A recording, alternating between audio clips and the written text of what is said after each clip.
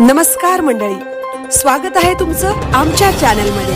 आवाज महामुंबईचा, शोध बातमीचा, कौल मनाचा। चला तर मग आमचे चॅनल लाईक करा, शेअर करा आणि सबस्क्राइब करा। धन्यवाद। पोलादपूर तालुक्यातील क्षेत्रपाल गावात भीषण भूस्खलन, 1000 फुटांवरून दरड कोसळली, गावात भीतीचे वातावरण। रायगड जिल्ह्यात गेल्या काही दिवसांपासून सुरू असलेल्या मुसळधार आणि संततधार पावसामुळे डोंगराळ भागात दरडी कोसळण्याचे सत्र सुरूच आहे। अशीच एक अत्यंत चिंताजनक आणि थरारक घटना पोलादपूर तालुक्यातील क्षेत्रपाल गावात घडली आहे।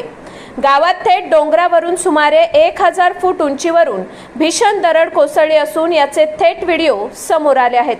मुसळधार पावसामुळे डोंगराचा संपूर्ण कडा कोसळून खाली आल्याने गावात येणारे पाण्याचे लोंढे आणि दरडीच्या ढिगाऱ्यात पाण्याच्या विहिरी पूर्णपणे वाहून गेल्या आहेत। तसेच गावकऱ्यांच्या उदरनिर्वाहाचे मुख्य साधन असलेल्या भात शेतीचे प्रचंड नुकसान झाले आहे। हातातोंडाशी आलेली शेती माती आणि दगडांच्या ढिगाऱ्याखाली दाबली गेल्याने बळीराजा संकटात सापडला आहे। डोंगरावरून येणारा महाकाय ढिगारा आणि पाण्याचा वेग पाहून क्षेत्रपाल गावात अत्यंत भीतीचे वातावरण पसरले आहे।